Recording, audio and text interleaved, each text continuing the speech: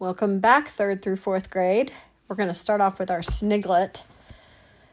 The word today is crusty, the crusty blob of hardened toothpaste that forms on the opening of the toothpaste tube, which sometimes collects hair, cotton ball fuzz, maybe even the odd toenail. Blah. Crusty usually causes a white, crusty shield to form at the end of the toothpaste tube where only a small blob of fresh toothpaste can penetrate. I thought this one was so funny and very, very true. Never knew what to call that. I think the two words that are used here to create a sniglet are crust, like the toothpaste, and crusty. Do you see it? Crust and crusty together make the word crusty. All right, let's go on to our Shakespeare quotation. Our Shakespeare quotation is "Too much of a good thing" from As You Like It by Shakespeare. I've heard this quite a bit, and the idea is that, well, the question is there such thing as too much of a good thing? I think there is. Have you ever eaten too much ice cream and it didn't even sound good anymore? The Bible even talks about too much honey. It is sometimes when you have something that's good and you gorge yourself on it, then you don't appreciate it anymore. I think that's what Shakespeare is saying here, but he says it in such a concise, quippy way. Too much of a good thing. And then our Proverbs of today actually comes from James. I know James is not Proverbs, but James is often nicknamed the Proverbs of the New Testament because it is similar in that it has very good practical wisdom for Christians. And it has several sections on several verses on the tongue. So the verse I chose today is from the New King James Version. And it says, "But no man can tame the tongue. It is an unruly evil, full of deadly poison." Boy, that sounds pretty dramatic. But truly, it is good to remember that the tongue, he compares the tongue to an animal. And he says we can't tame it.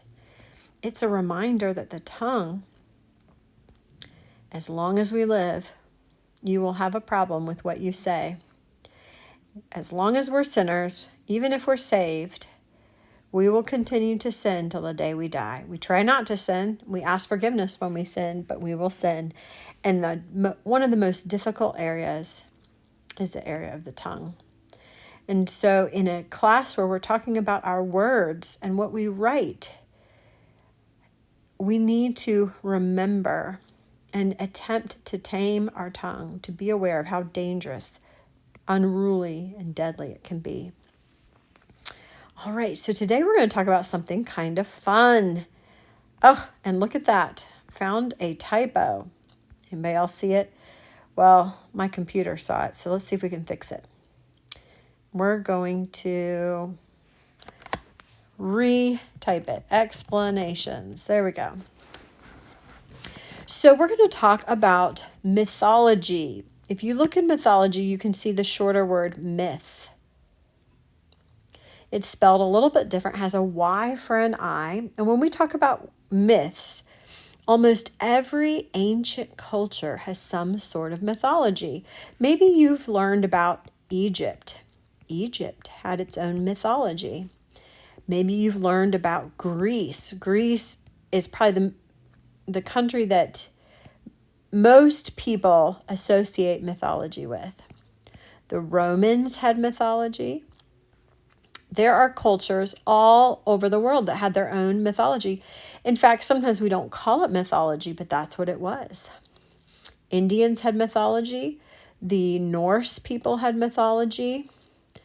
Everyone had mythology. Now, today, the word myth has come to mean something false. So sometimes we will say truth or myth. It's even become a game. Truth or myth. today are opposites. This means something true and this means something not true. But back then, these myths were things that they actually believed to be true. These myths were similar to what you would say were these cultures' religion, almost like their version of our Bible. So we have a Bible. It tells us everything we need to know about the history of the world and how to live in the world right now. In their time, their mythology was a collection of stories that contained explanations for the origins of the world. Origins of the world just means how the world began. Original sin, that just means the first time someone sinned. A worldwide flood. And they often had other stories that attempted to explain the world around them.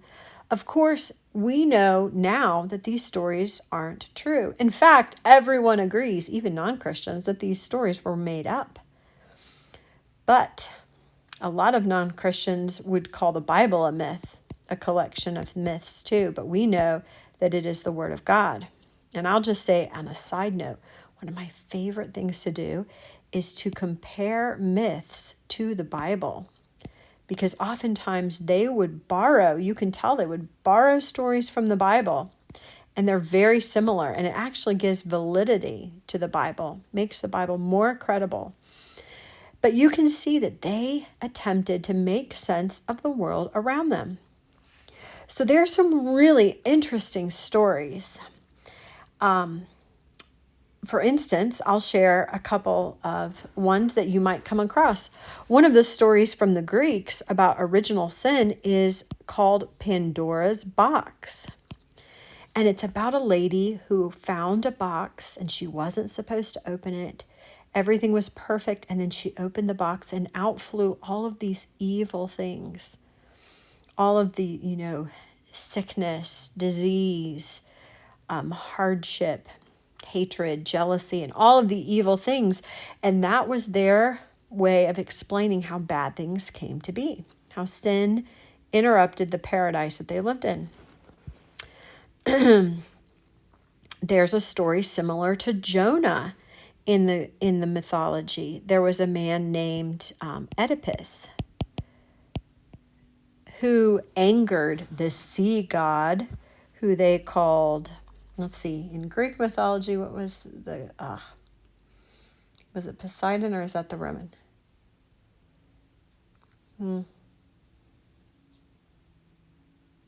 Or Neptune. I think it's Poseidon in Greek mythology. Anyway, Oedipus angered the sea god, and because of that, the sea god, when he saw that Oedipus got on a boat, he tried to sink the boat. And he tried to make it very difficult for Oedipus to go anywhere in the ocean. And eventually the ship was destroyed and he was separated from the rest of the crew. And so you have these stories that are very similar to Bible stories, but untrue. One of the stories I was going to share today is about a lady named Persephone. The story of Persephone is that she loved flowers and green things and spring. And one day, the god of the underworld, Hades, saw her and kidnapped her and took her down to the underworld. And I'm telling you the very short version, but she was so upset. And at the very end of the story, you'll have to read it if you want to know how it goes. They came to an agreement and she was allowed up into the fields to pick flowers and to live on the earth for 6 months of the year. And for the other 6 months, she had to go down below with Hades. And during that time, the earth was cold and everything died. And they used this story to explain seasons. For spring and summer, Persephone is up in the world. For winter, fall and winter, Persephone is underground in Hades. So here's what I'd like for you to do for your homework this week. Last week we did a fable. This week we're doing a myth. So I want you to look up one myth with your parent or teacher and read it together. You might want your parent to preview the version because you want a kid-friendly version. Some of them are not kid-friendly.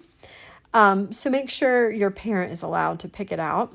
You can look up the one about Persephone. Some, even in that story, some versions are kid-friendly, some are not. So just be careful. But find a myth. There's a myth about Achilles and his heel. There's the myth about Hercules. There's a myth about, there are many myths, including Zeus. There's the myth about Icarus flying too close to the sun. So you can find some really interesting myths. And oftentimes they are a little bit similar to fables because sometimes there are lessons to be learned. They're very important for readers and writers of all ages, especially the older you get, because so many of the later authors refer to Greek mythology. So it's important to be familiar with them. And then I want you to choose one thing in your part of the world and write a short story to explain how it came to be. I had a similar assignment when I was in high school, and that's one of the reasons I chose to do it today, because it was one of my favorite assignments. I still remember it. I chose the weeping willow. We had a weeping willow near our house where I was growing up, and I wrote a myth about how the weeping willow came to be. And in my story, it was a young girl and something really sad happened, and somehow the god or goddess turned her into a tree and she forever was weeping and crying. So it was a good myth because it had a sad ending. No, you are welcome to have a happy ending, and you can choose the weeping willow too and make up a different story. So it's very fun. Pick something that you can look out and see, maybe from your window or in your neighborhood, and tell us a story of how that thing or that element came to be. I hope you enjoy this assignment, and I will see you next week.